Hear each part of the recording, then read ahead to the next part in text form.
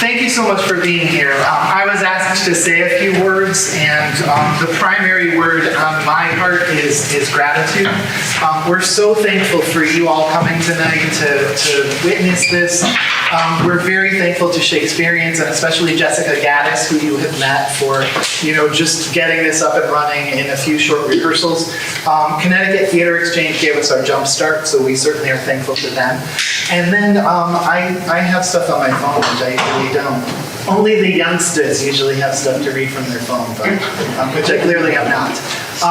But a little bit about our production. On June 5th, 2020, with COVID raging and following George Floyd's brutal murder, I created a collage portrait of Breonna Taylor to honor her and to raise our voice, bless you, against racial violence. I had no idea that portrait would begin a journey of anti-racist activism. And that journey was enriched when I met Myro's spoken word, Leah Joy Pearson, who we were at an open mic together, and she heard some of my poetry, and she said, we need to create a theater production based on your work. And she started storyboarding in the parking lot. And then we were blessed by Connecticut Theater Exchange, who gave us, as I said, this jump start and supplied some of these wonderful people. We ended up with this company of 10 of us, and all 10 are just so committed to the message and the work, creative souls with no ego apparent, which is really, really nice. So what else do I have to say? Our production this evening represents the next stage in the development of this work in progress and our challenge to the status quo of systemic racism.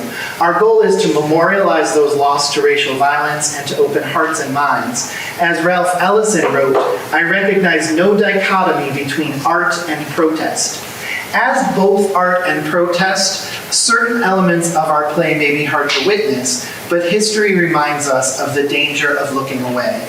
And I was just reminded by Amber that today is the anniversary of Elijah McClain's death. And so I would ask you to repeat his name, Elijah McClain. And on Thursday, thank you, when we came in for rehearsal, Myros and Naya announced to us that it was the anniversary of Emmett Till's murder. And so, Emmett Till, thank you. And now, thank you for joining us for Not Disposable A.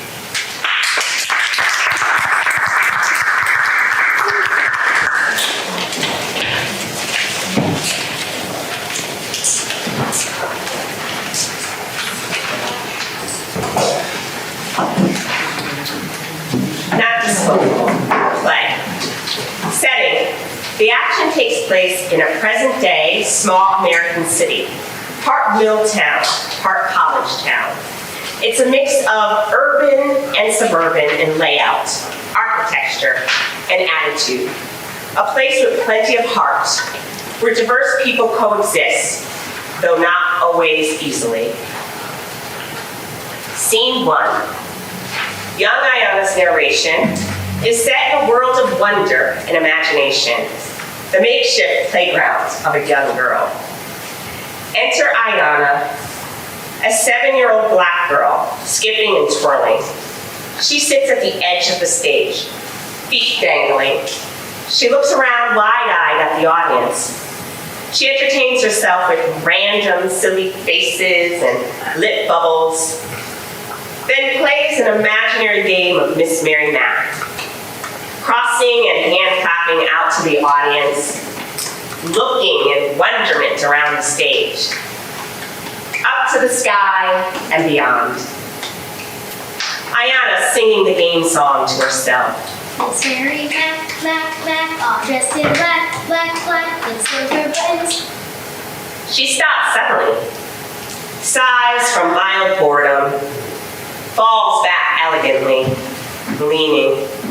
She gazes again at the sky, squints, closes her eyes and takes a cleansing breath. Abruptly, she bounces up and skips across the stage, humming Miss Mary Mack, exploring everything, touching imaginary rocks, picking flowers, and smelling them in ecstasy. She skips to the edge of the stage, this time facing the wing, and sits crisscross profile to the audience. She plays CC My Playmates with an imaginary friend. Ayana sings, almost like a wish and a prayer. CC my playmate, come out and play with me, and bring your dollies through.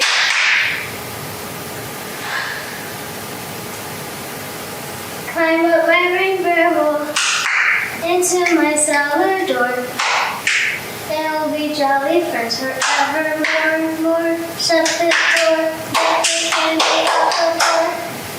Giggling, she rolls on the ground, feeling the grass, picking and smelling more flowers.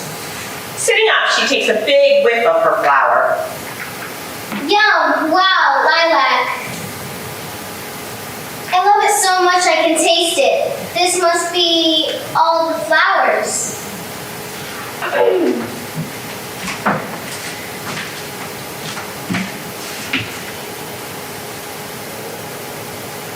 Ooh, roses. Sunflowers, daffodils, poinsettias.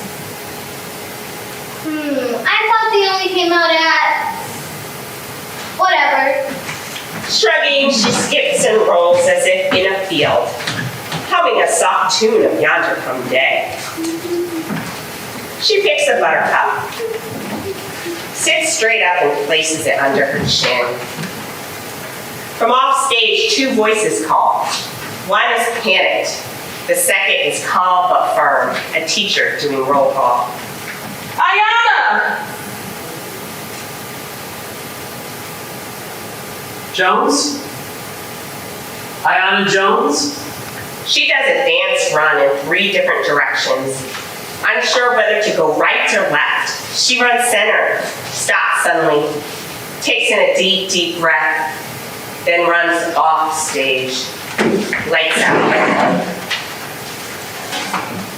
Scene 2, a church altar, suggested by a podium, perhaps a pair of chairs.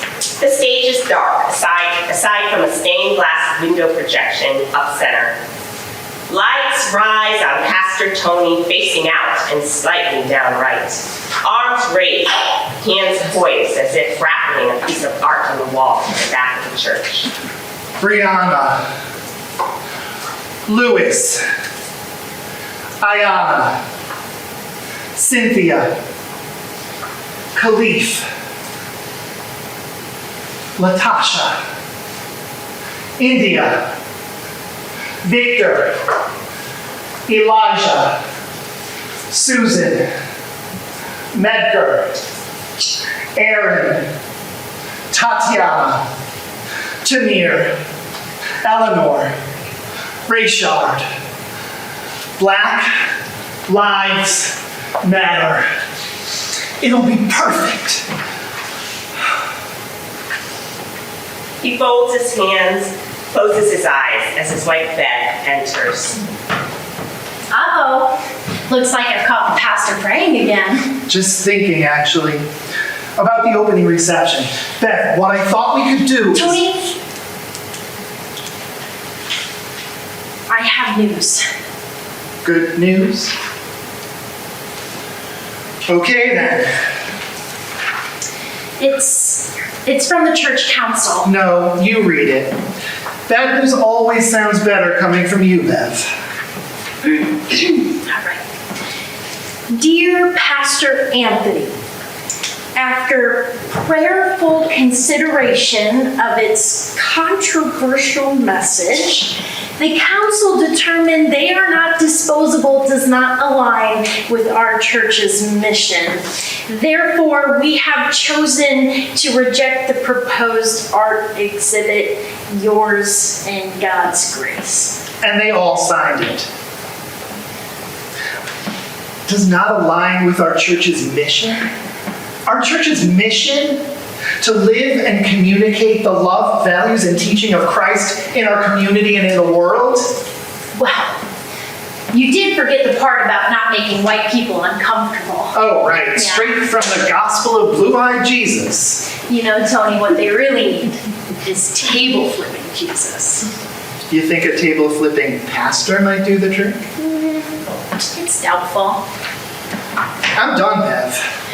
I mean, what's the point of preaching when even the choir is not listening? I should write my own letter. Call them out on their casual racism, their damn cowardice. You could do that. Or maybe it's time I just step down. Oh, well, I've never known you to back down from a spiritual challenge. Well, that's mostly because of you. And him. I know. It's just, maybe I'm not the right person to do this work. Not this again, Tony. Haven't we agreed it's not about who has the right to do the work? It's our responsibility to use our privilege to at least try and change hearts and minds. Well, that's a pretty tall order with the whole council against me. Against you? Shall I give you a moment to wallow and pour me out? Okay, that's fair. The whole council against this exhibit, against honoring these stolen lives, against the message that Black Lives Matter. Actually, Tony, Regina texted me. And? It wasn't unanimous. The vote was 8-4 against. Well, I hope you got names. Apparently, there were concerns about the racial aspect driving away the congregation. Driving away. That is ridiculous. Tony, attendance has been low. And there was some talk about the artwork being anti-police. Of course. Total bullshit. And that had to come from our esteemed police chief. I swear, Beth. The artist specifically said some of these people weren't even killed by cops, just run-of-the-mill white supremacists. Tony! Chief Carnes voted in favor of hosting the exhibit. Really? He said it might lead to some important conversation. Well, then it's too bad that it's not going to happen, isn't it? You know, even without the exhibit, I think you could still find a way to honor the stolen. I do still have a pulpit. And a weekly sermon. Lighting shifts. Bev exits into darkness. Slipping on a black jacket, Pastor Tony steps to the podium.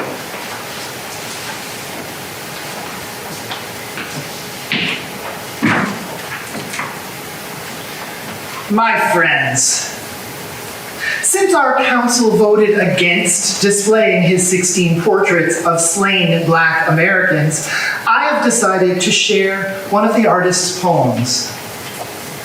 It's called Hosting the Stolen. For Brianna, Tamir, Cynthia, Rayshard, all the rest. Lacking the melanin required for membership, I have become host to meetings of the stolen. With no preset time or day, they come to me late and early, straight from drive-through lanes and snow-scudded city parks, from Bible circles, from sleep-tangled sheets, from family visits to the treacherous Jim Crow South. Navigating the fields of judgment, river of lies, they line my squat couch to share their aspirations, their daily joys, skittles and sweet tea, their undoings. Laying down the weapon of my whiteness, I follow each doomed soul into the reeds of sorrow, knowing I must emerge alone, must ready for the next. Lights out. Scene 3. Downtown coffee shop with lived-in charm. Mismatched tables, overstuffed seating, some artsy posters. A stagehand, all in black, places a mic stand on a small stage and hangs a sign that reads open mic. Enter open mic host, D. True Poetry.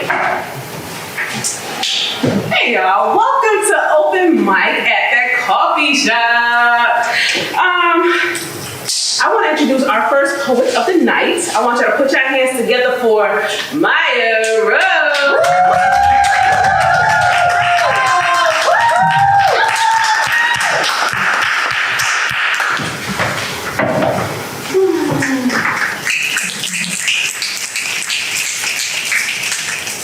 Yes, sir. I know good thug. A colored boy mulatto not raised right, disrespecting the law. A criminal at the core of his DNA, Negro. Strip him down of all his humanity, revoke his right to vote, and set him off to fight the fires of the white wealthy for chimp change. But no, it's not about race. Miseducate him and leave him to fend for himself among the chaos that is his history. We all done deserve what comes to us if we don't keep our nose clean. Concrete, wallpaper, and liquor store hallways are no excuse. Pull yourself up, ingrate. I did it. I got by. No one paved the way for me. Slavery has nothing to do with the politeness I choose to put in my voice. Bus boycotts and water hose beatings do not touch my college fund. Crack, heroin, deadbeat dads, and single moms has nothing to do with my inheritance of love. My suburban security and ambition has no bearing on your decision to act a fool. Pull your pants up, speak to me proper, boy. On the neck helps the heart of this civilization. Make peace on the dead souls of our ancestors.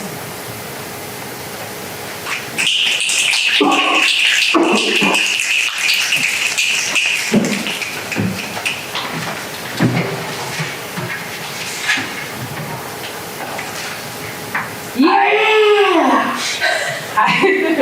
Hi, I'm Kat.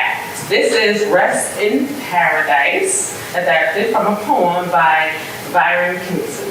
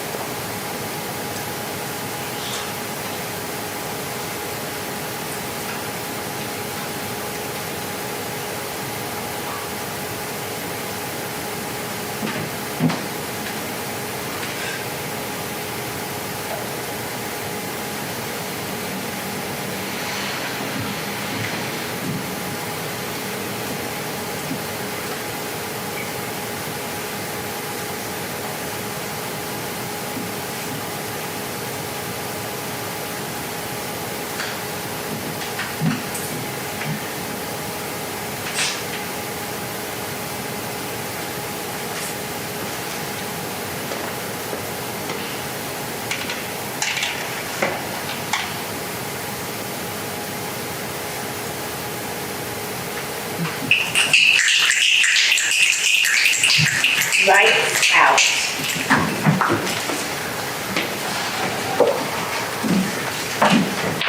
Scene 4. Young Ayana enters. She sits and wraps her blanket around her shoulders.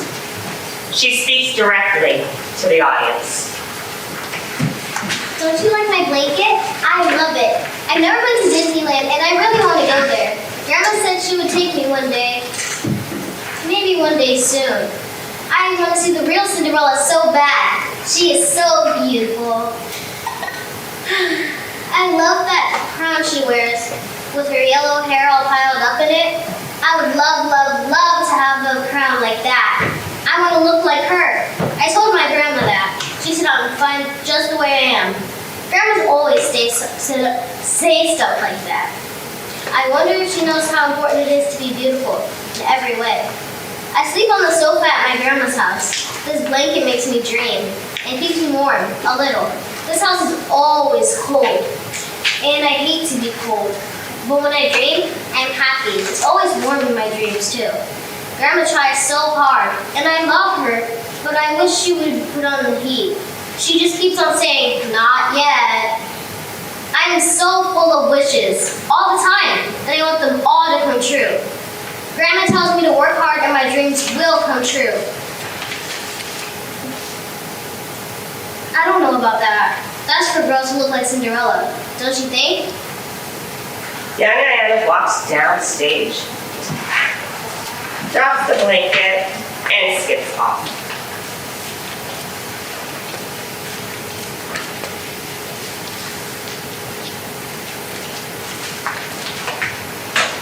Scene 5. A college class on the psychology of race. The room is cozy, somewhat industrial, with high ceilings and exposed wood beams. The furniture, a mix of thrift store shabby and progressive modern, includes overstuffed chairs and backyard folding chairs in a circle. Rows of student desks are center stage. The professor alternates between a standing desk and a traditional teacher's desk, on the verge of collapse. As lights come up, the professor is at the standing desk, taking attendance. Jones? Ayana Jones? Miss Jones, you're late again. Oh, y'all know I travel to the beat of my own drum. She claps in a cozy chair and starts pulling out her notes. I know you're a straight A student. However, you need to be on time, because one day it may be your paycheck. She starts to beatbox, and the other students join in. The teacher tries to keep a stern face, but reluctantly bops to the beat.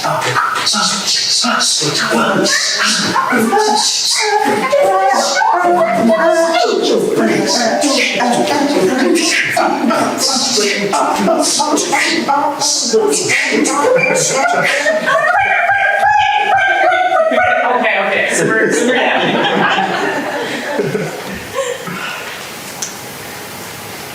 Oh, don't be mad, Prof. I was actually up late doing research for my presentation.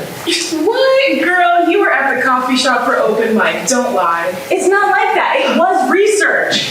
You know the revolution is happening with the poets. The revolution? Yeah, the revolution of the mind. Isn't that what you tell us? We don't need to fight with guns, but we need to fight with our words. We are all going to protest with spoken words. Yes, I see. Look, none of you know how your story can change the world, and my job is to protect you from folks too quick to dismiss you because of the very things that make you unique. On that note, take out your notes on racial mobility. Data, statistics, and facts ain't gonna grow us a grapefruit. Or flip us a burger, like you'll be doing, Ayana. Strange fruit garden in the hood. That's a great line for a poem, right? I see your point, but let's stay on track, girls, shall we? I want you to go over your handouts before you start working on your presentations and choose a topic that really resonates for you personally. For real. Most of this stuff is just typical woke BS. The rest is plain boring. I doubt anybody's resonating. Speak for yourself, Tyler. Some of us are actually here to learn. Or don't speak at all, because nobody's listening. Well, your loss, because I'm known for being a purveyor of thoughts.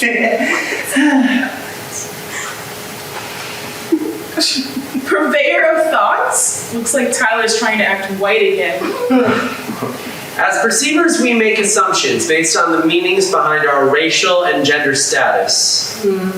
Just like poor Joe. Yeah, that's right. I got the copy you gave me right here. Oh, the things that Joe March had to face.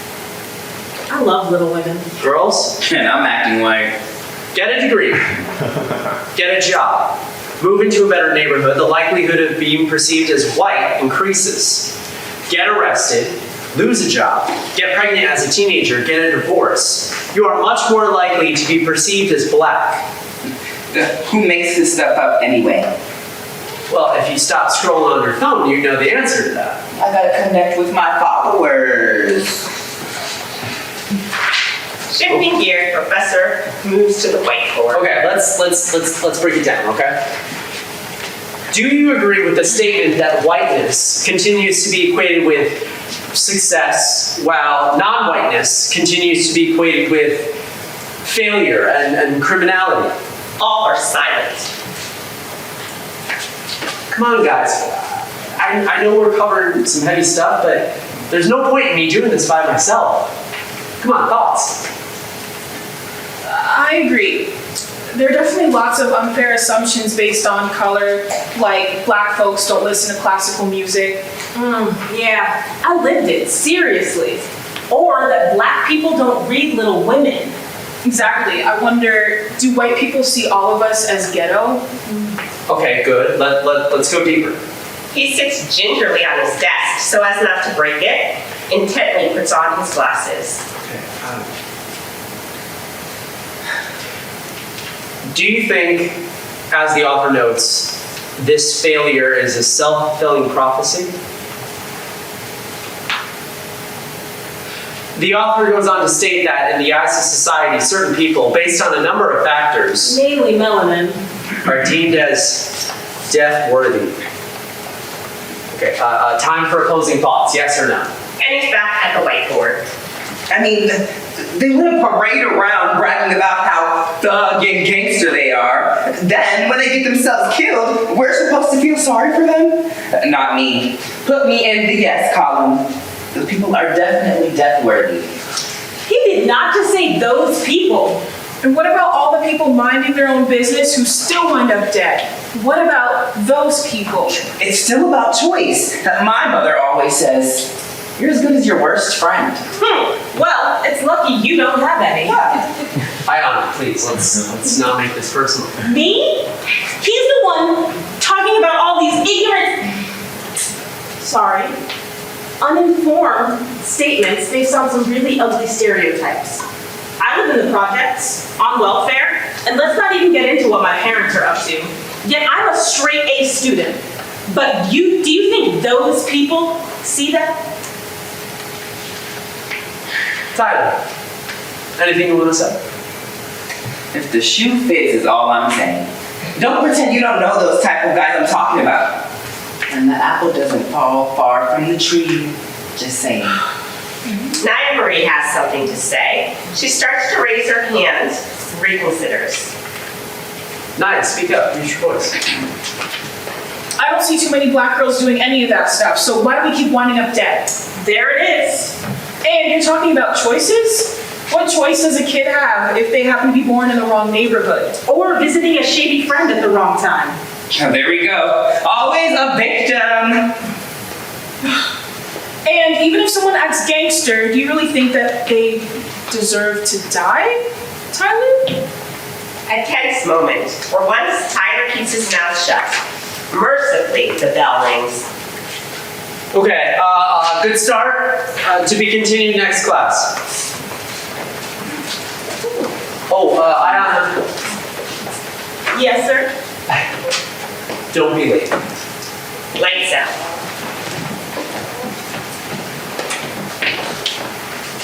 Scene 6. Pastor Tony's office midday. He's at a cluttered desk, frustrated, laboring over his sermon, scribbling out what he's written. He crumbles the page, sighs heavily. Bev enters. Do I dare ask? Any progress? Ooh, okay. Come on, Tony. You've written hundreds of sermons. It's the hypocrisy, Bev. They think flying an all are welcome here flag or slapping on a Black Lives Matter bumper sticker is enough. Like Jesus will be satisfied if they bake an occasional bunt cake, buy a raffle ticket, sing another chorus of freaking Kumbaya. But ask them to do the real work, the nitty-gritty love thy neighbor, speak truth to power stuff, and they're offended. Okay, so your congregation, our parish family, are a lost cause. Bunch of heathens. Guess it's time to throw in the towel. Give up your calling. Maybe. I can always get my real estate license. Bartend? Honey, listen, between you and me, you're really only good at this God stuff. Thanks a lot. I mean, you're a decent husband and an ace Scrabble player, but you're at your best running interference for the big guy. There we go. That's better. Now, give me your best inspirational look. All right, we're gonna have to work on that, but let's hear it. What do you got? What do you got so far? A bunch of Bible verses and no idea what to do with them. Oh. Well, they weren't exactly sold on last week's poem. That's not quite true. Didn't Nye Marie specifically thank you last week for sharing that poem? I would love to have a dozen Nayas. That young woman is going places. Bev shuffles through a pile on his desk. Scanning some of the pages, she reads to herself, her expression shifting from mild amusement to disbelief. All right. Exodus chapter 22, verse 21. Do not mistreat or oppress a foreigner, for you were foreigners in Egypt. It's a bit dry. All right, we got Matthew chapter 23, verse 27. Woe to you, teachers of the law and Pharisees, you hypocrites! You are like whitewashed tombs which look beautiful on the outside, but on the inside are full of the bones of the dead and everything unclean. Tony! So I was feeling feisty. A dollop of righteous anger might rattle them. Or drive them away! Look, Tony, I'm disappointed too, okay? And I don't think you should let them off the hook by any means, but fire and brimstone don't really suit you. I think you might have better luck if, rather than flinging accusations, you lead with grace and kindness. I could be a role model. Yeah. Okay, Pastor Beverly. I trust your judgment. What do you suggest? Keep it simple. You can't beat Corinthians. Lighting shifts as in previous scene. Bev exits into darkness, slipping on his black jacket. Pastor Tony steps to the podium.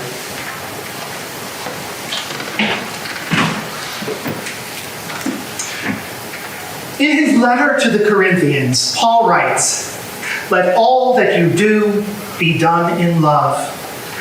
A beautiful sentiment, but also a fairly big ask.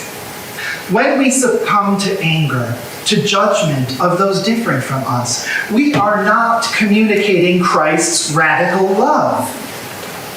Let us reflect on a man who reached out with love, even as he was persecuted, even as he breathed his last breath. I'm speaking, of course, of Elijah McClain, a young black man killed in Aurora, Colorado. Elijah was stopped by police because he looked different, and he was different.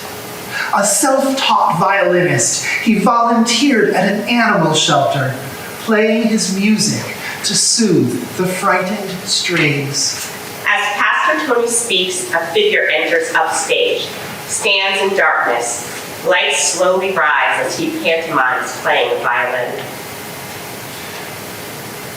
As police officers restrained him, Elijah's final words included the following: "Forgive me.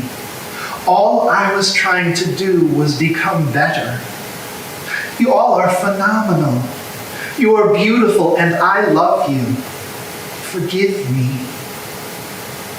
I leave you with this poem for Elijah called "Shelter Cats Mourn." The old Abyssinian clears her throat. Her whiskers flick impatient as kittens dart weave in eager rows.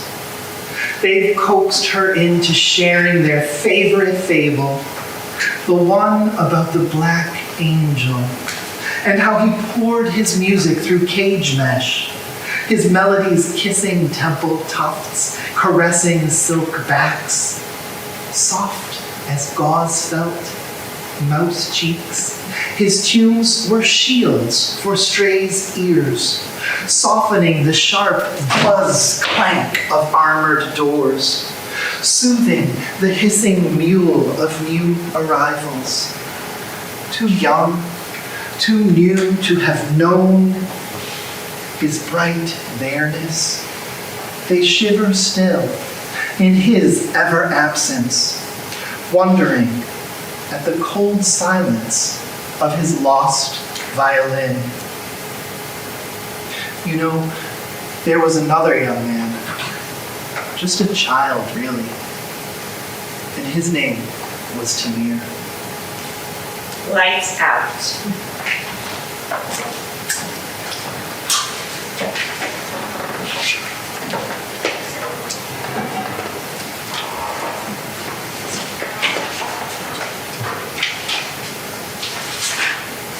Scene 7.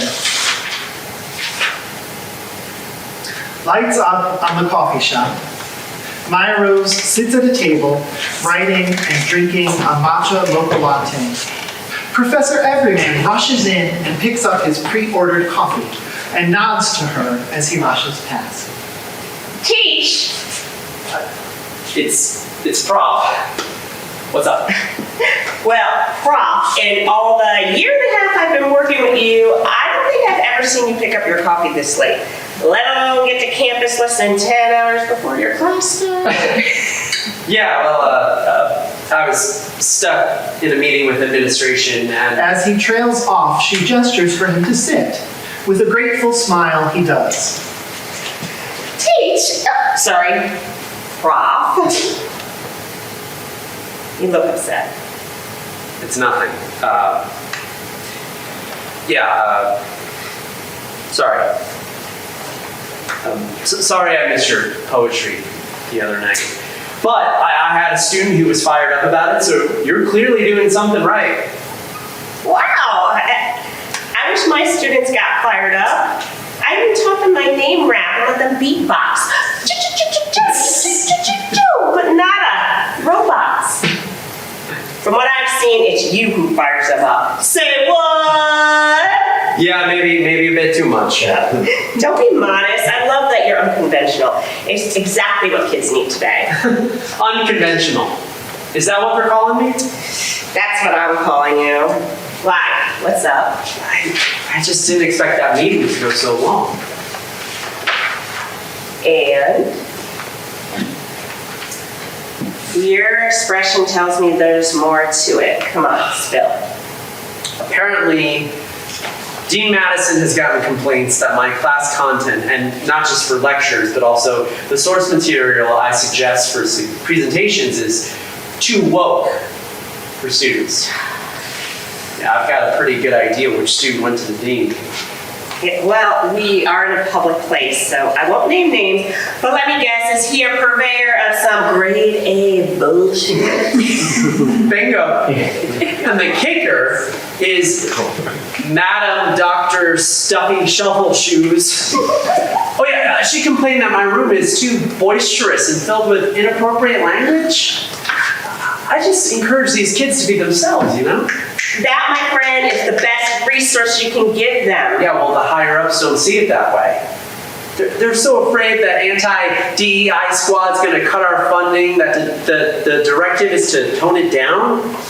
But if we aren't honest with these kids, brutally honest, if that's what it takes, nothing will change.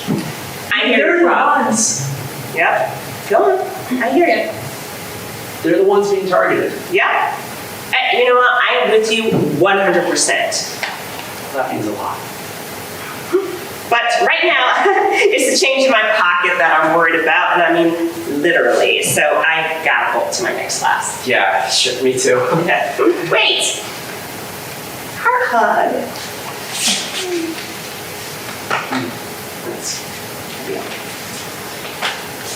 As they exit, the stagehand, dressed in black, counter crosses, places the mic stand on the elevated stage and hangs the open mic sign. Scene 8. Spotlight up on the small open mic stage.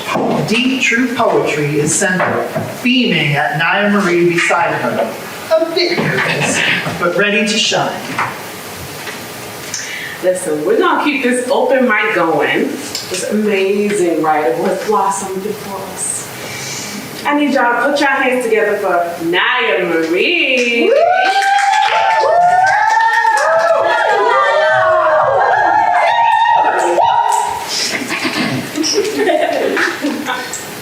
Thanks, Steve. This one is called No Thank You. No thank you to the idea that it was all your idea. Assimilation until the dirty water is finally bleached. Strain out the pasta and leave out the starchy liquid that would have expanded the sauce. Cook the rice until the warm mist evaporates, ordering every side but the curly fries, saying no thank you. To the seasoned bronze potatoes looking down at your white plate, at the colors that disgust you.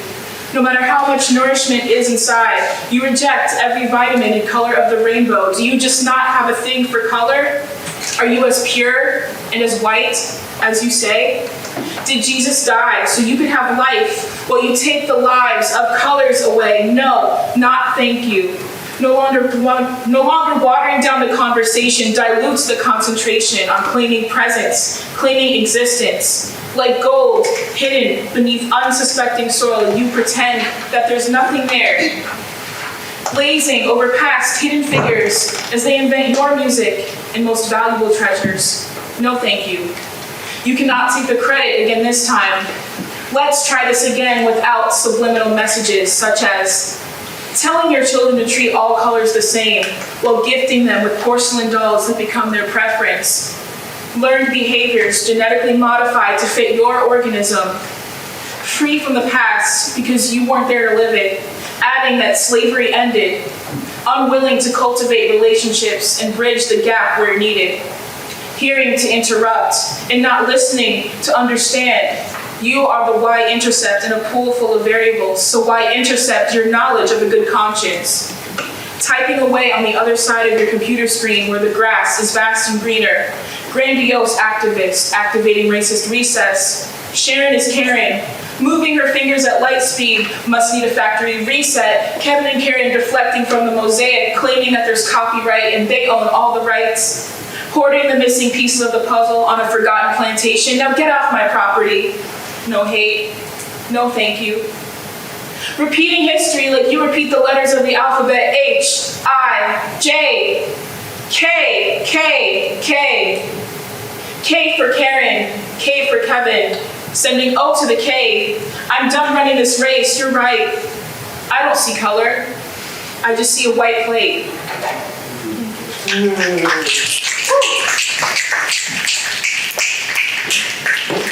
Lights out.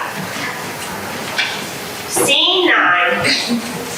In the church office, Bev stands behind Pastor Tony's practice lectern, readying for an open mic performance. She breathes deeply, rolls her neck, shaking the tension out of her hands. She unfolds a page, spreads it on the desk, and clears her throat. She addresses an imagined audience. Hey everybody, I know you're probably surprised to see me at an open mic night. I'm a little surprised myself. I usually leave the preaching duties up to the old husband, you know? But times being what they are, this poem feels too important not to share. It's called Pastor's Wife. Pastor's Wife. Pastor's wife is quiet and mild-mannered. Pastor's wife sits in the front pew watching husband preach to choir. Pastor's wife is quiet and mild-mannered. She speaks when spoken to. Though she finds it harder and harder to sit when those around her are executed for the crime of having skin the color of night, skin that glistens like gold in the sun.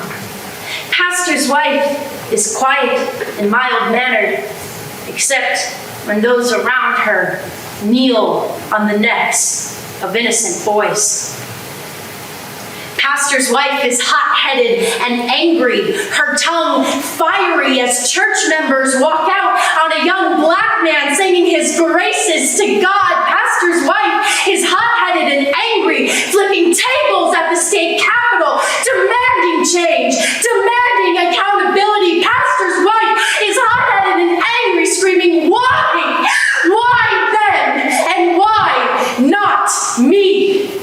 Pastor's wife is hot-headed and angry, so she holds hands at protests, hands her congregation would spit in before accepting them as extensions of their own, dirtied with guilt, ridden with grief.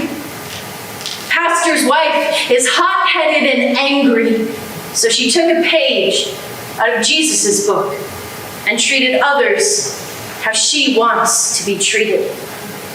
She will fight for her local taco man selling empanadas on the street. She will fight for her Thai iced tea on a Friday night. She will fight for her neighbors, her sisters, her brothers, because God created man after his own image. And how, good Lord, how could that be wrong?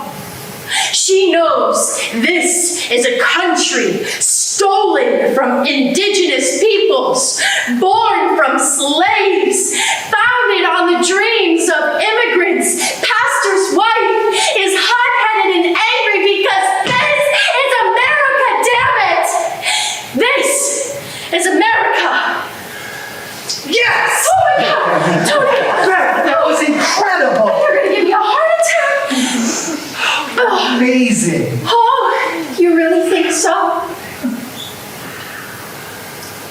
Are you getting teary-eyed on me? I kinda am. Oh.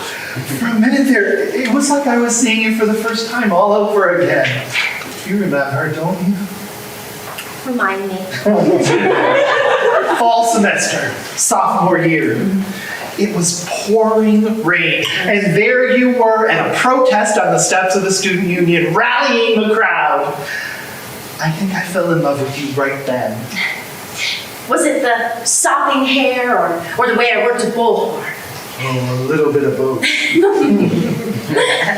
Seriously, Becky, you inspired me then, and you inspire me now.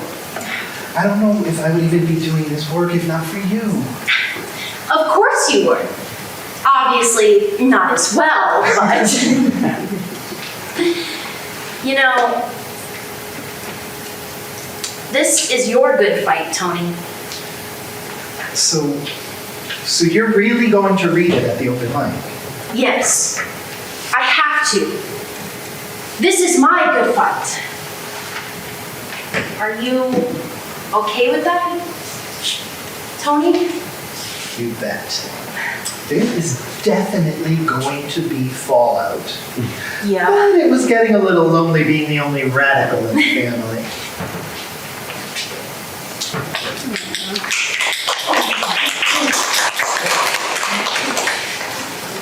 Are you coming in, Professor? What can we do for you, Tom? Well, I'm not quite sure. You know, I haven't seen you at church much since your mother's passing. She was such a passionate member of the congregation. How we miss her. But you do know you're welcome to attend service without her. Tony, maybe tone down the evangelical spirit. Just a touch. No, it's okay. I appreciate the nudge. And I may be back. I just, well, as you know, I'm not as passionate about church as my mom was. And I guess the whole thing feels especially empty with her gone. Well, that's such a shame.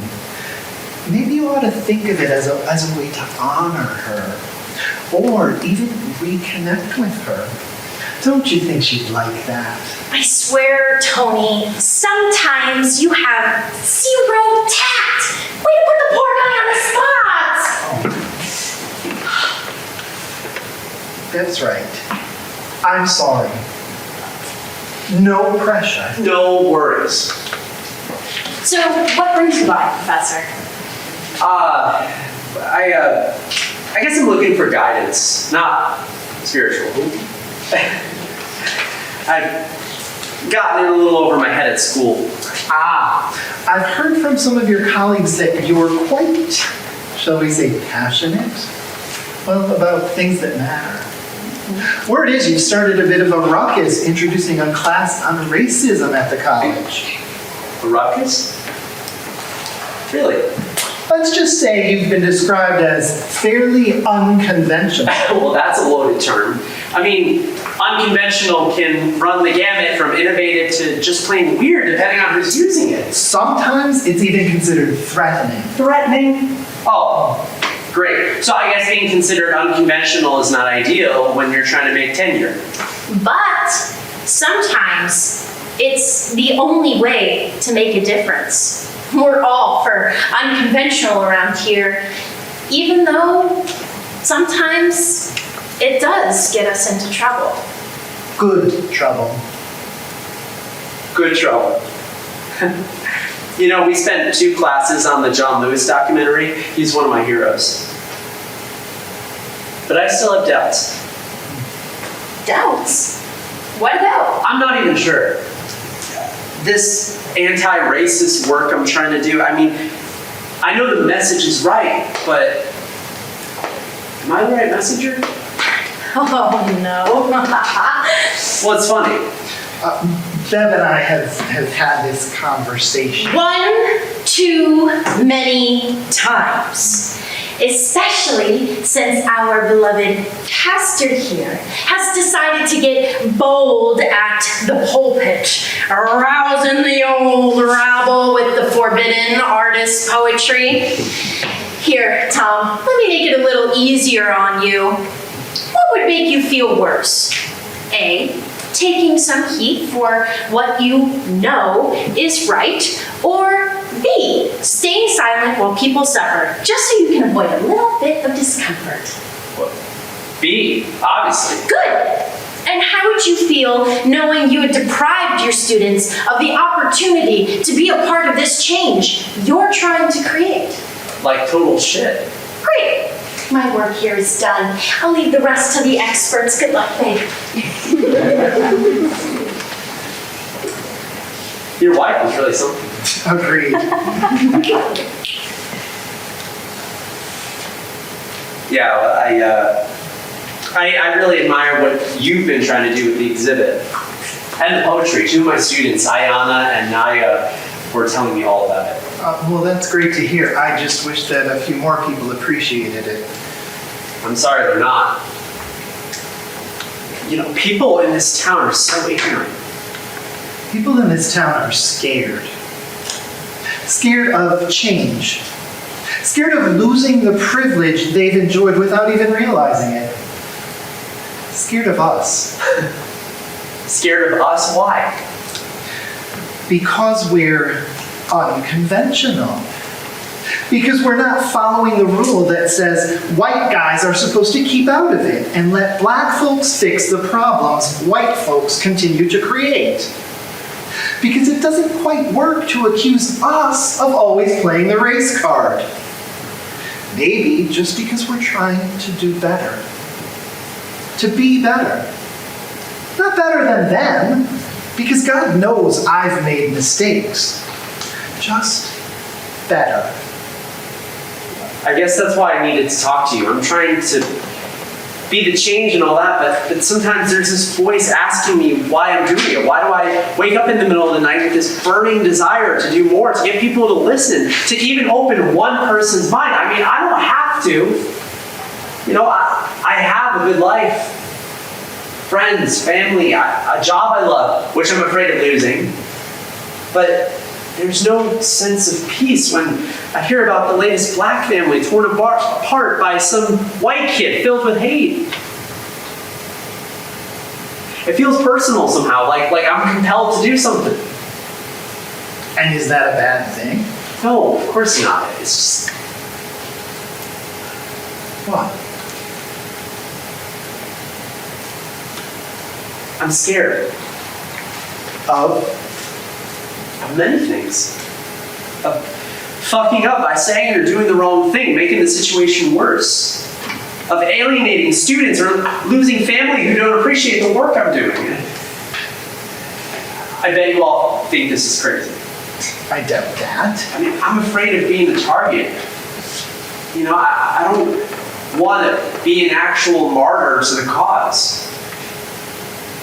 So I guess that makes me a hypocrite. No. That makes you human. Listen, no one wants to be a martyr. Even Jesus asked that the cup of suffering be taken from him. Your fear and doubt are natural. I felt the same way when I was called.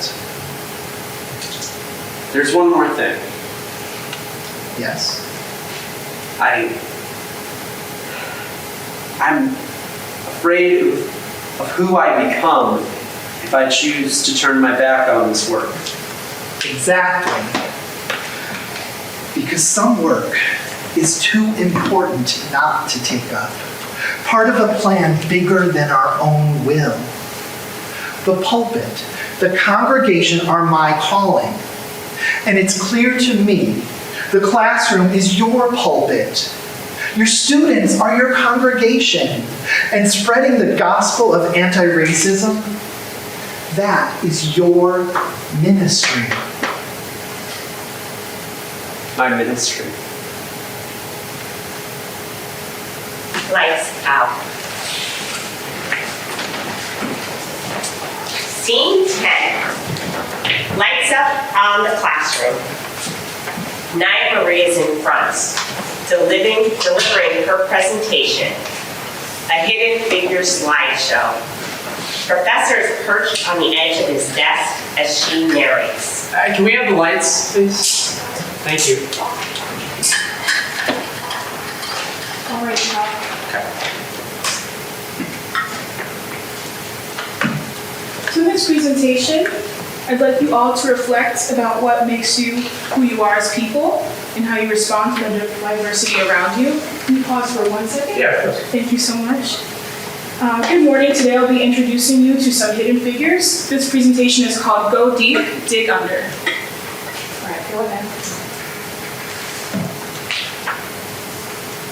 So, please take a moment to think about who you are and how you respond to the diversity around you. And that includes you, Tyler. Now, how many of you know about Rosa Parks? Well, contrary to popular belief, did you know that Claudette Colvin was the first to refuse to give up her seat on the bus? Bessie Coleman was the first African-American woman to fly an airplane. Isn't that cool? I can't even fly a kite. Marie Van Britten Brown invented the first home security system, so I bet Echo and Alexa don't even know that. Who here likes basketball? Anyone? Earl Lloyd was the first black NBA player. And Elijah McCoy was the first Canadian-American engineer. He's the real McCoy, not a copy or an imitation. Alexa Kennedy was the first Black neurosurgeon, and it's come to my attention that after this presentation, I'll have to give Tyler a piece of my mind. And lastly, Lorraine Hansberry. She was the first African-American woman to write and perform a Broadway play. I'm sure you've all heard of A Raisin in the Sun. And just look at these pictures. Aren't they incredible? So I want you all to know that you are unique and you matter. Even if you don't always get the recognition that you deserve, you're not forgotten. Just like these hidden figures who were so easily overlooked in our history. Thank you so much.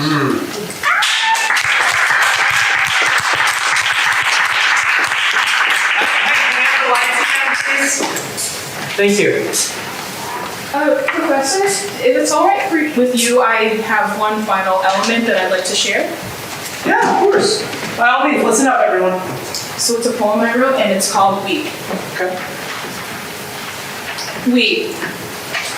We say what we want.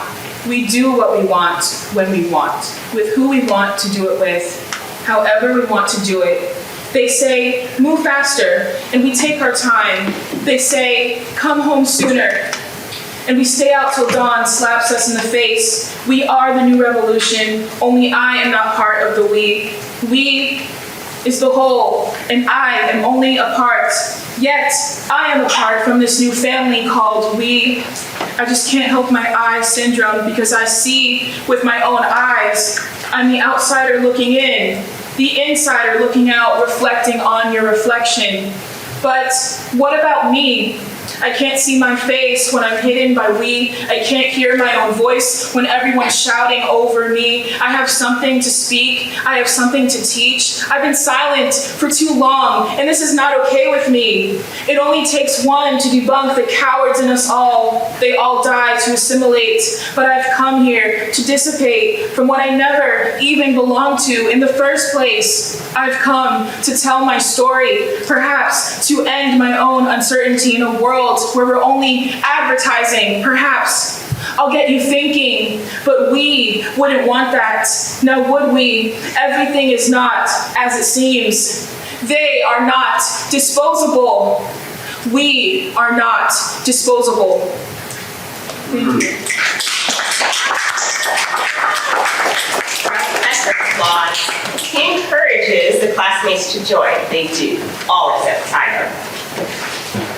Naya Marie, you set a new bar for presentations. And hope the rest of you are prepared. I don't know. Was that the assignment? Seriously, trying to make the rest of us look bad. Okay, that's enough. Tyler, apologize. Nah, I'm good. Dear God, give me strength. You inspired me. Really? Well, that's what you've always done for me. Okay, great work today. Hang on, before you go, don't forget to hand in your presentation comment cards. Students bolt out of the classroom. Tyler, we need to talk. Lights out. Scene 11. Young Ayana narration. Ayana is looking at her grandma, who is crying.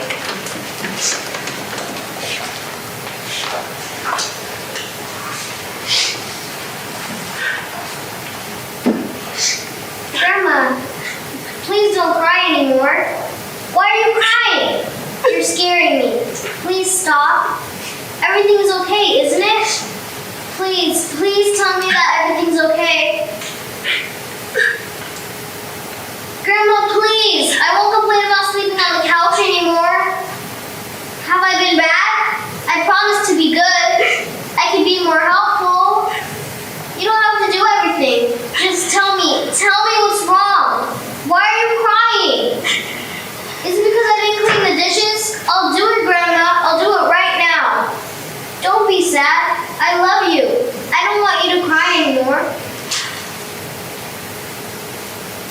I love you, Grandma. You're the best mom any girl could ever ever want. I love when we make cookies together.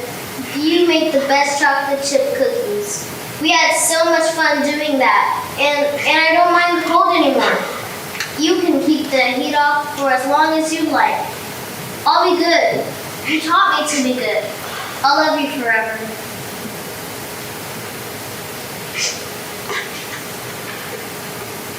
Scene 12.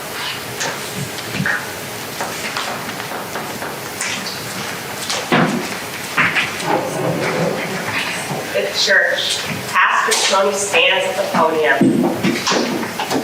He is frozen mid-sermon as lights come up. Young Ayana and Tamir are down stage left in a silhouette spot. She approaches him, whispers in his ear, and they laugh inaudibly. They pantomime Miss Mary Mack.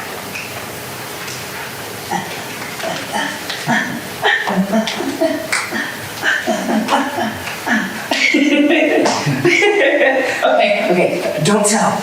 I got a toy gun. You be a cop, I be a robber. Go!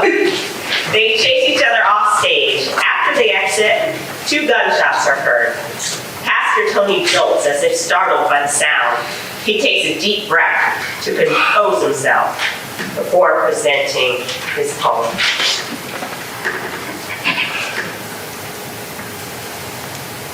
Footprints in snow. Elegy for Tamir Rice. In drifted fields, my mind spirals, leaping to that child's footprints in November snow. Circling labyrinthine as he ducks and points, can you hear his laughter? A broken toy gun. Oh, to slow time, to halt the skidding cruiser, seize the fatal bullet from its chamber, freeze this moment in autumn ice. Oh, to rewind that day, back, before the gazebo, before the blood, reroute his steps back to rec center potter's wheel, crochet table, to undo the fateful swap of phone for gun. But being a boy and just 12, of course he answers that gun's siren call. Boys always, despite mother's warnings, answer. Once, our son's friend Michael, barred from play weapons, gnawed his toast into a pistol, pointing, powing it at breakfast. They praised him for resourcefulness, that blue-eyed, freckled boy. But this gone child, they say his blackness, his bigness at just 12 sealed his fate. They blame him for giving that white cop cause to shoot. Lights out.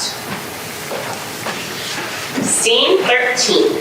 Open mic night at the coffee shop. Spotlight center. Dee comes up to the mic, does a snap, and shout out to the audience, and introduces a new poet. Shout out to y'all for sticking with this open mic. So I'm gonna introduce a newcomer. So I need you guys to give him a warm welcome, right? So put your hands together for Tyler.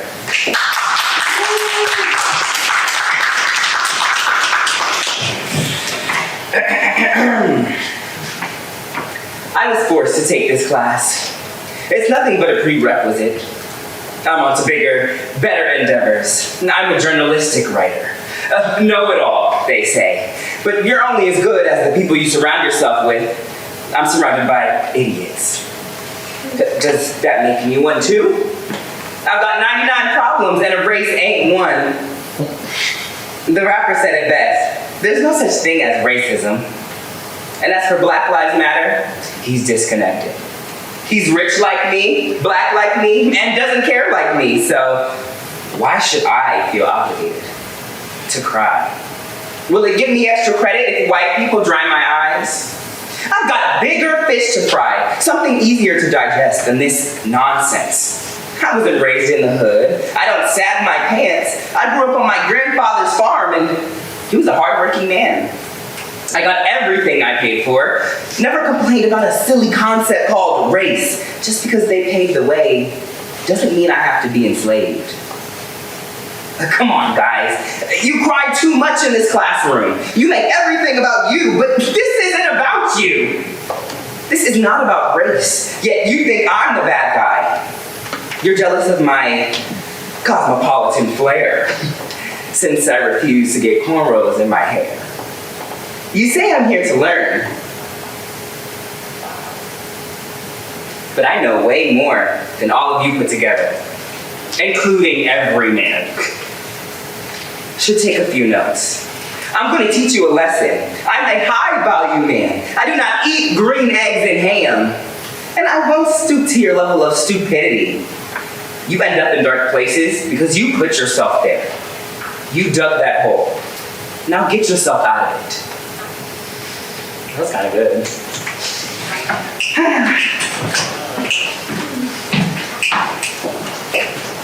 All right, we honor diversity in this open mic. Okay, so I'm gonna split home now. All right, it's a little new, so you'll bear with me. Okay. Yonder come way, days are breaking. Yonder come day on my soul. Yonder come day, days are breaking. Sun is rising in my soul. Yonder come day, days are breaking.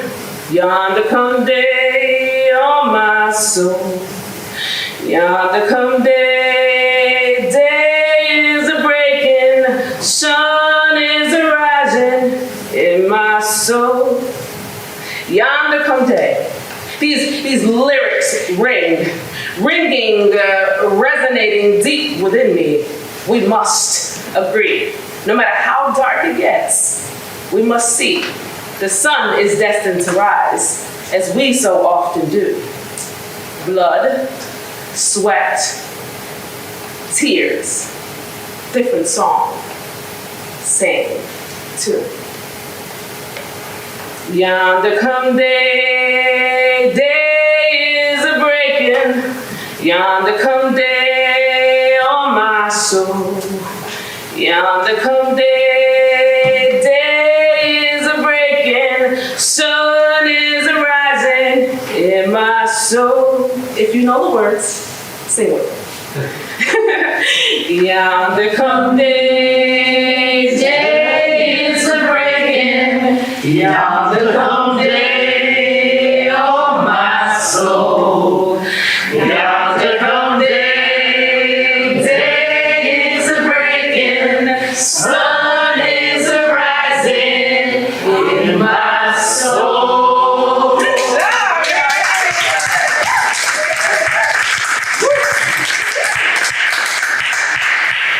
Lights out.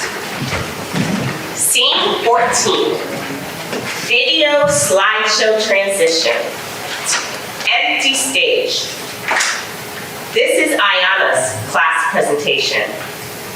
It runs without narration. Class. Psychology of racism. Topic. Death worthy. Yes or no? Lights fade up. And now our investigative team can prove that Sandra Bland was right. She was just brave to be 28, my little sister. Step out of the car. No, you don't have the right. Step out of the car. You do not have the right to do that. I do have the right. Now step out or I will remove you. You're twice as likely to be stopped if you're black. A police traffic stop on a Texas road would land her in jail. Police said Bland had been found hanging in her jail cell. Her death was ruled as suicide. We, the jury, found the defendant, Brett Hankerson, not guilty.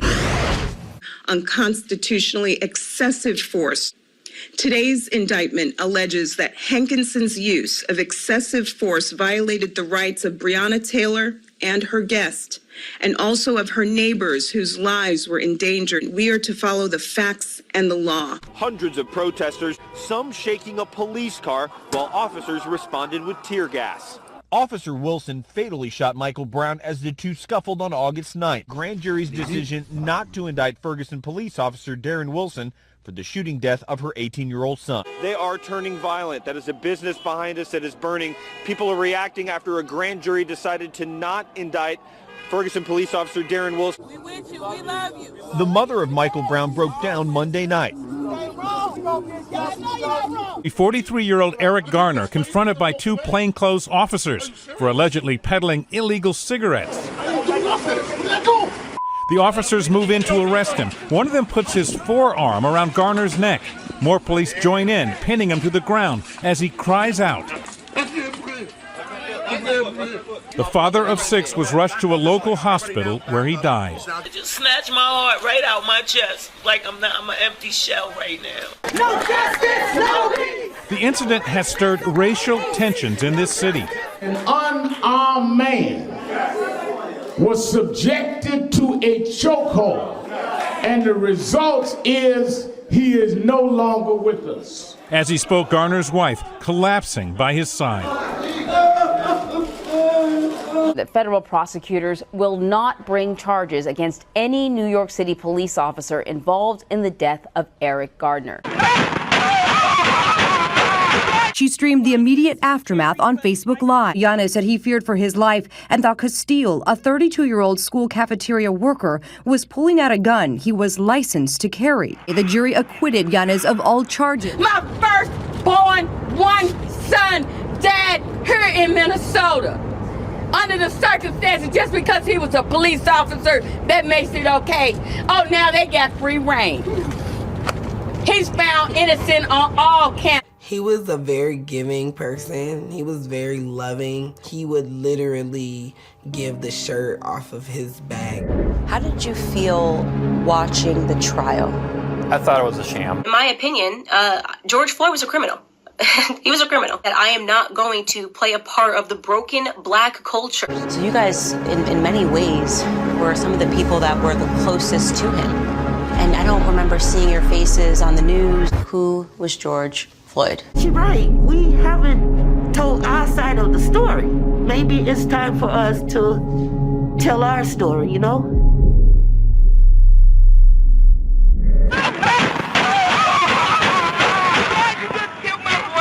Broken black culture. Pull your pants up and speak to me proper, boy.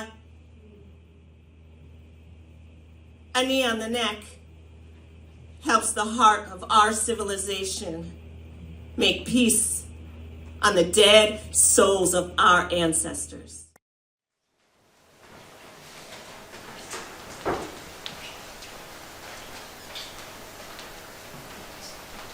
Powerful.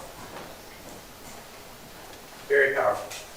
The class is silent at first, then applause builds.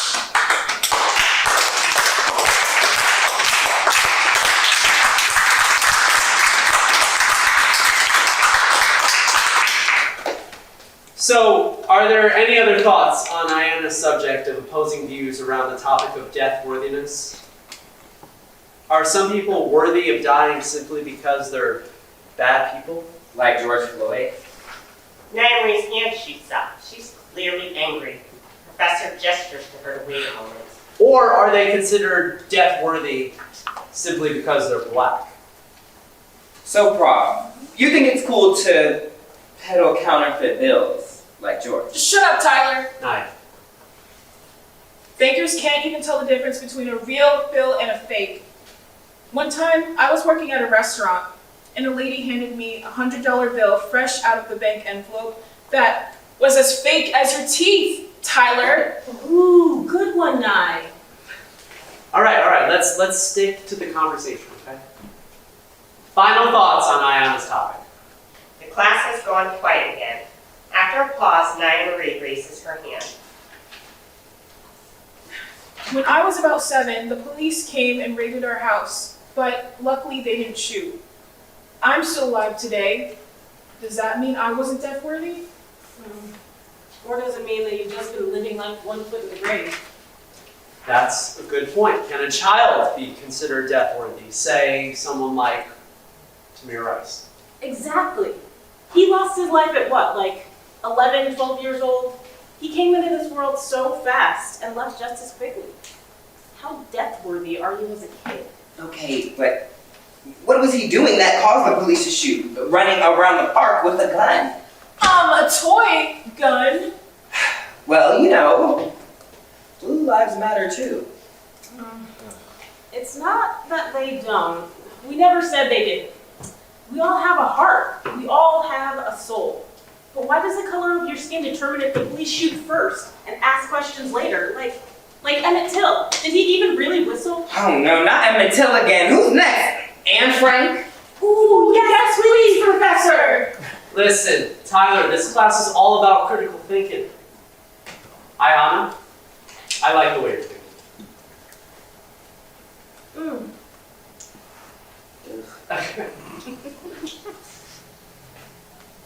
A poem.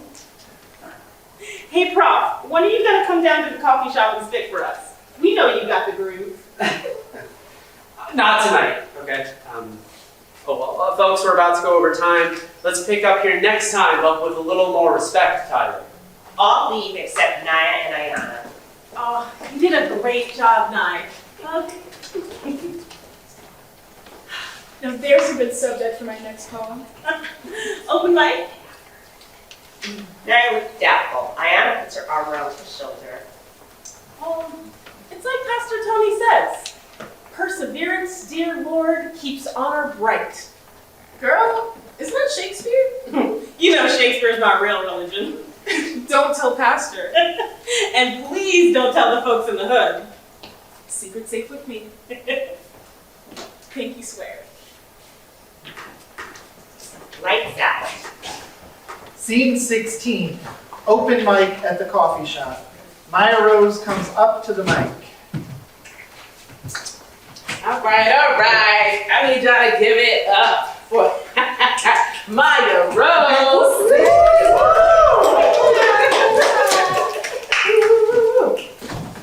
Hello, y'all. Snap, snap, snap, snap, snap, snap, snap, snap, snap, snap, snap. So glad that you came out to open mic, supporting this great creative venue in this small little town. It's awesome. The poem we're going to do is called The Middle Place. So I grew up with a white mother and a black father, so people are always asking me questions about it. So I decided just to write a poem about it. And to also show you that there's diversity in all different perspectives and not just black and white, but somewhere in the middle. The middle place, in which the black on my face covers up the white genes I carry within.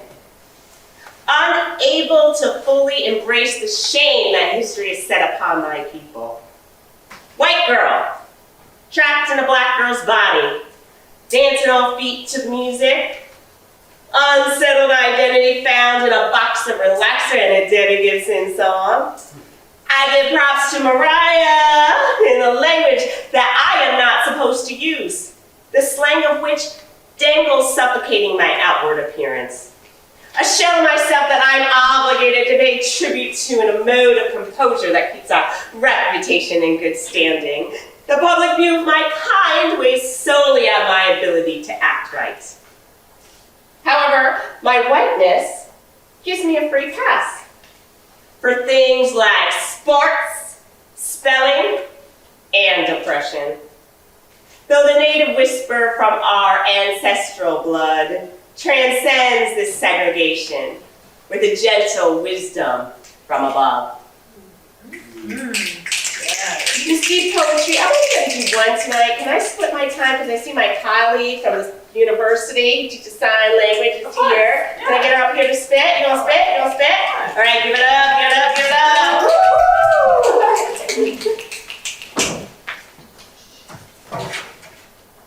This is the same poem from before. It's called Rest in Paradise. It's an adaptation from Byron Kinson.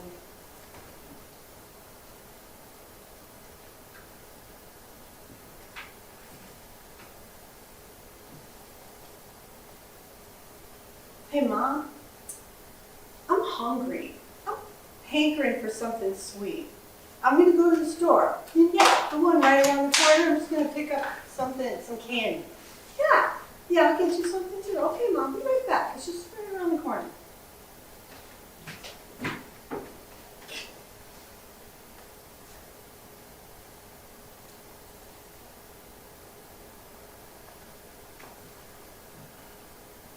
Mom, I'm not too hungry right now. I feel like going for a run. I mean, it's such a gorgeous day. Look at that sun. I feel like getting some exercise. Yeah, I'm just gonna go right around. I'll be right back.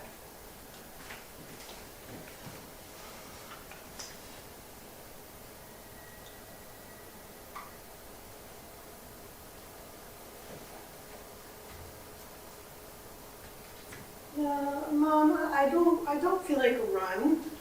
Maybe I'll just stay near the house. It's such a hot day. I mean, I'm sweating. I'm thinking maybe I'll fill up the squirt guns and get my friends and we'll go outside and have a little squirt gun fight. Yeah, I'll just come in right after that. All right, I'll see you in a bit, Mom.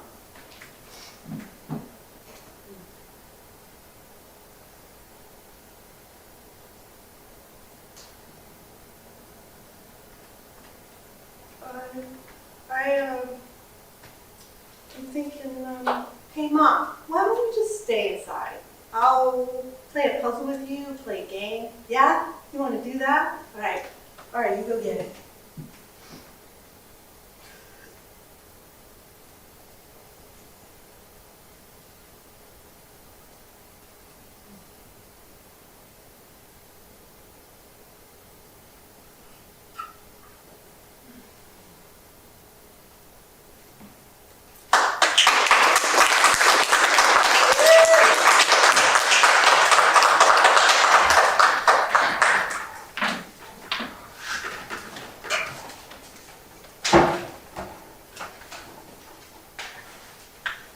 Scene 17.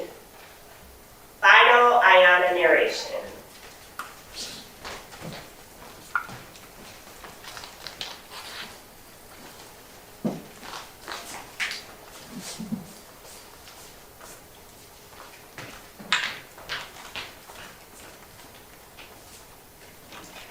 Young Ayana sits downstage center with the Disney blankets.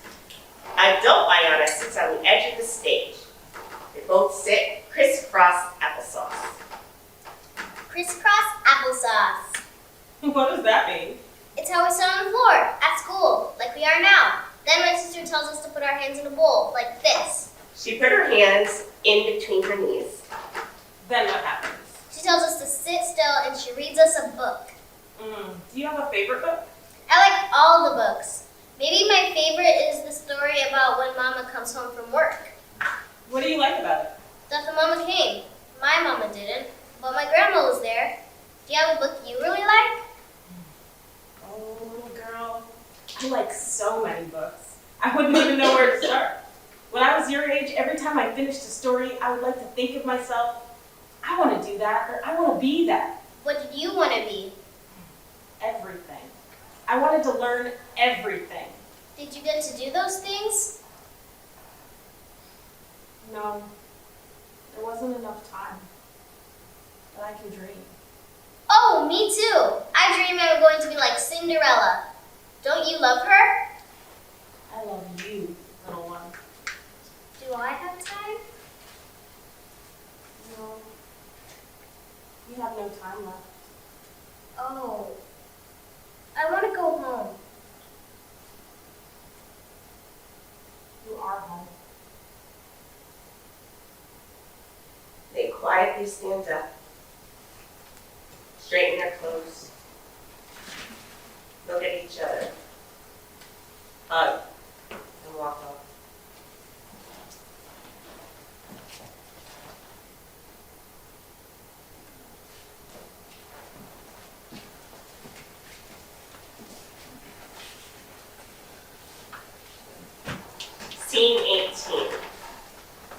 The Church. Pastor Tony's final poem bridges into the finale. He stands at the lectern. As he presents the poem, action below unfolds. Interspersed between and throughout the stanzas, all cast members are sitting in church. Tyler and Myrtilla stand on opposite sides of the church. Tyler starts service, not paying attention, and scrolling on his phone. Ayana's braids. 1. To start, a disclaimer. There is no room, no space, no place for that cop's expert lies. His yarn spun around Myrtilla, sticky as any web. Nor for the lawyer, his gall to call a racked grandmom's testimony show, to brand her fool. You will not find that TV crew, lenses eager to capture reality. One more little black girl murdered. This space is sacred. I claim just a slim slice for my white self as crafter of images, grief chronicler. This poem belongs to them, those mothers, grandmothers, violently unchilded. Now, a question. Will you dare enter the depths of black grief? 2. Picture a skein of black grief. Unspooling, it would entwine the earth 10 times, braiding continent to continent, a poisoned shawl, an inky shroud. In the video, the white yarning expert reminds me, all crochet projects begin by making a chain. Fingering soft, black fibers, I summon the whisper cries of the taken. Black tears in the blackness of ships' holds, chain-bloodied ankles, wrists. Black mothers draped like wailing blankets across small pink coffins. The 5mm hook slips. I am finger clumsy, chaining threads to craft Ayana's braids. I want them perfect as Myrtilla's. 3.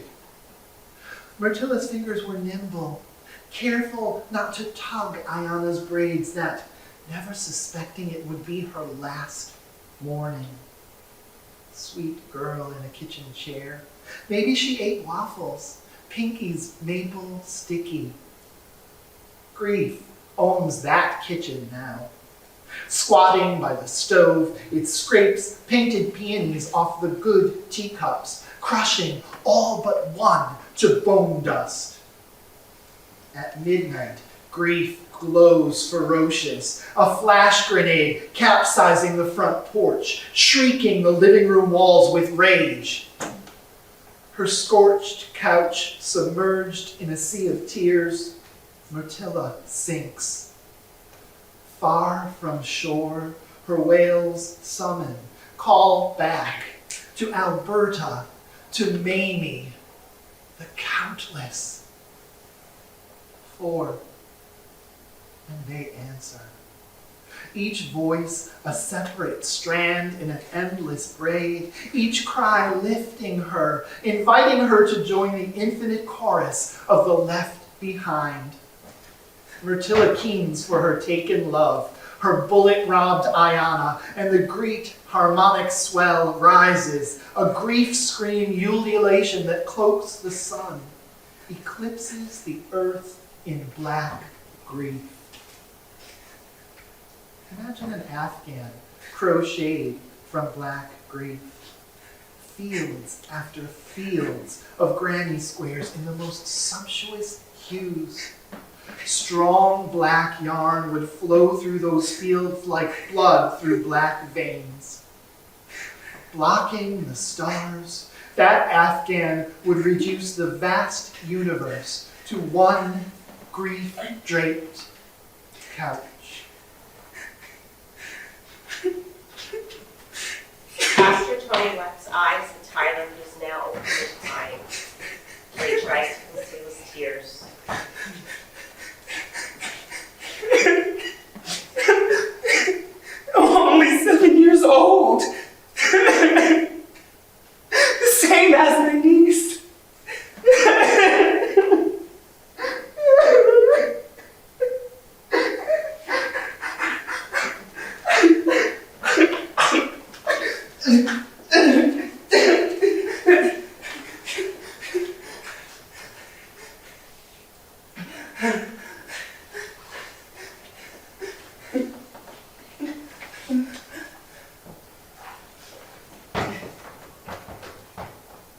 Scene 19. Finale. Empty stage except for a Disney blanket on the floor at center. Slideshow begins. We call the police.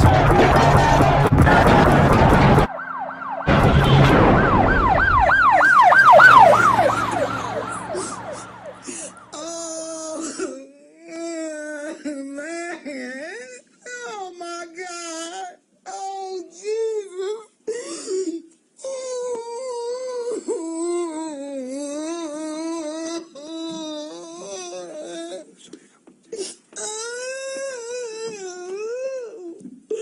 Oh, why he kill her? Why he kill her like that? Why he do that? Why he do that? Why? Why you do it? Why you do it? Please tell me why you come in my house like that. Tell me why you came in my house like that. You wrong. You wrong. She was only 7 years old. She was only a baby, man. She was sleeping, and I told y'all, let me get my granddaughter. And y'all didn't even give me a chance. Why y'all do this to me? I get no sleep. I'm sick. I'm sick as hell. I get no sleep.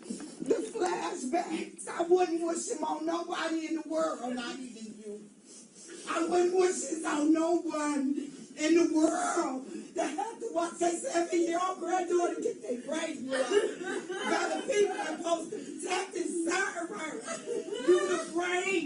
I watched these shorts. Why you the brain? You the first one in. You the first one in. You the first one in. Slideshow ends. Young Ayanna and adult Ayanna enter.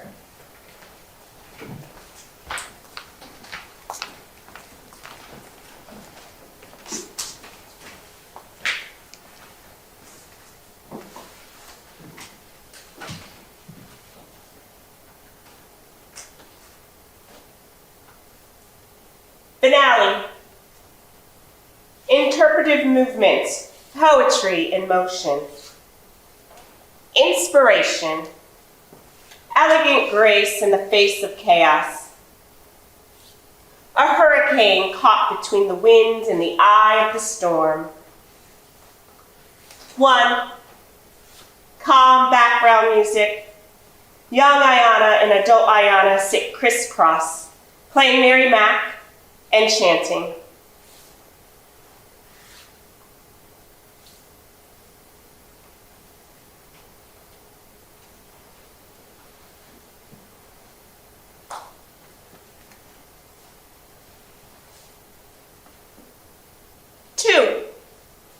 Adult Ayanna stands as they hear a march on a tribal drum faintly in the background. They move into a slow, graceful, interpretive dance.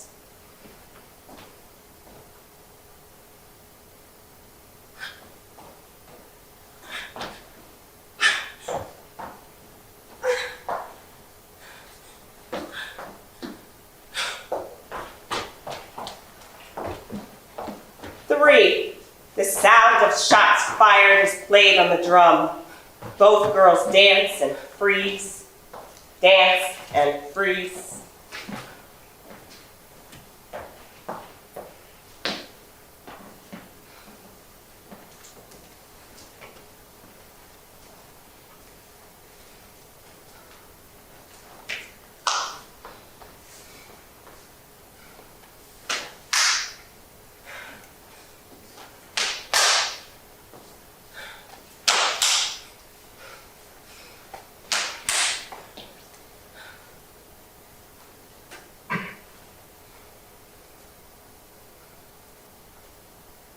Four, sudden silence.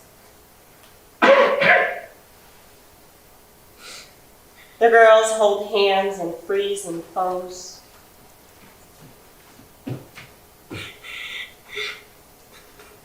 Suddenly, they are ripped apart by an imaginary force. 5, as young Ayanna moves downstage, She stops briefly to notice her grandmother huddled, keening in prayer.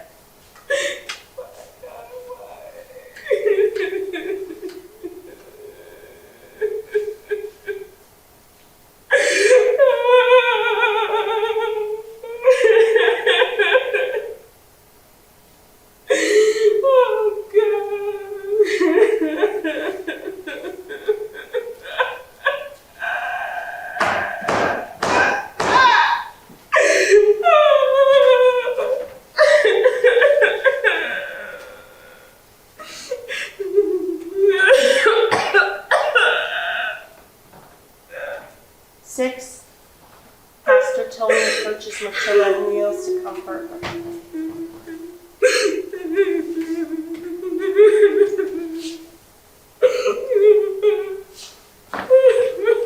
You took my baby. I took my baby. I told them she was dead. They didn't listen.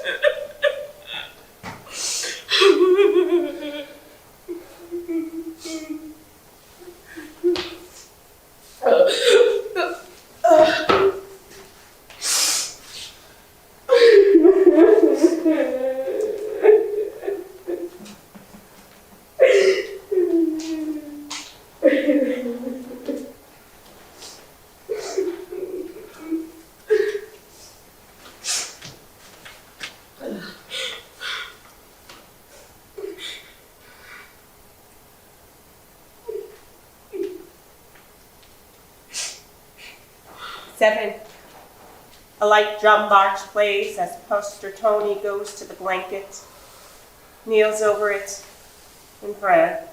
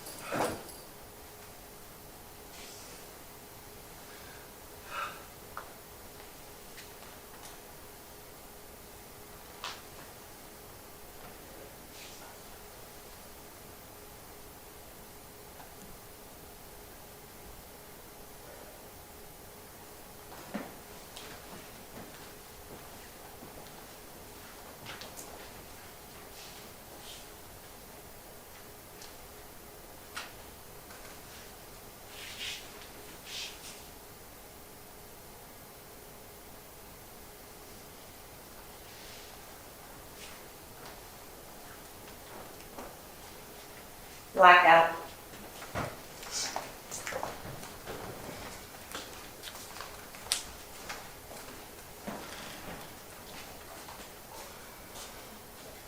Sudden spotlight. A stagehand all in black with an All Lives Matter hat on places a mic center stage. Deep poetry goes to the mic, takes a deep, deep breath, and spits. Revolution equates love poem.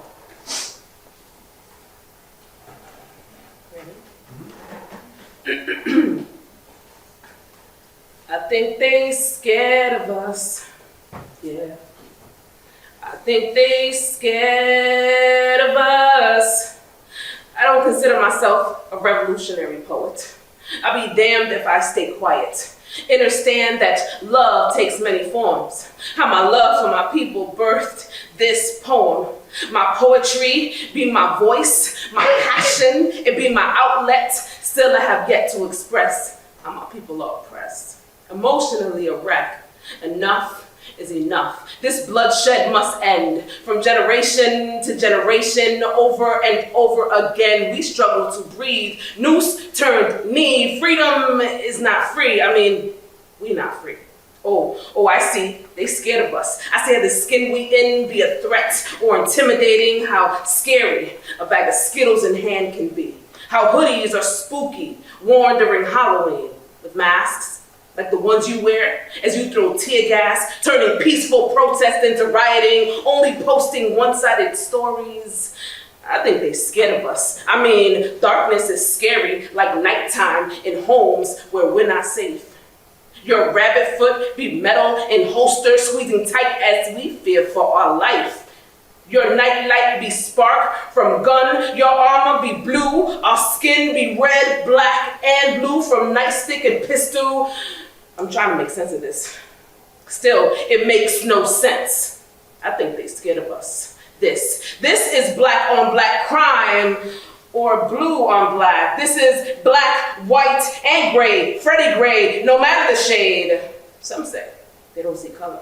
I say they're lying, blind to reality. We are a threat, even on one knee, even when relating peacefully, even when we can't breathe. Being victims of police brutality. Black, blue, and orange. Orange is the new black. There goes another subliminal from TV. There is no safe place for us, you see. I think they're scared of us. Even if we don't struggle, not even resist, still concrete to chest. I mean, I see how palms in air are mistaken for clenched fist or middle finger, probable cause, still red and blue lights cause anxiety. Fear from becoming just another chalk outline, toe tag from resisting arrest, still bullet holes in chest. Explain this. I think they scared of us. Yeah. I think they scared of us. I mean, no matter what, we can't escape this. This be reality for us. We are dying. Last line, no metaphor. We are dying. They're trying to break us, but it's not working. Our voices will be heard. Our faces will be seen, and we will fight back. I repeat, we will fight back. Enough is enough. We are sick and tired of being sick and tired. This is old news. We know all lives matter. Question is, do you? I think they scared of us. Yeah. I think they scared of us. I think they scared of us. Yeah. I think they scared of us. I think they scared of us. Yeah. I think they scared of us. I think they scared of us. Yeah. I think they scared of us. I think they scared of us. Yeah. I think they scared of us. I think they scared of us. Yeah. I think they scared of us. I think they scared of us. Yeah. I think they scared of us. I think they scared of us. Yeah. I think they scared of us. I think they scared of us. I think they scared of us. I think they scared of us. I think they scared of us. I think they scared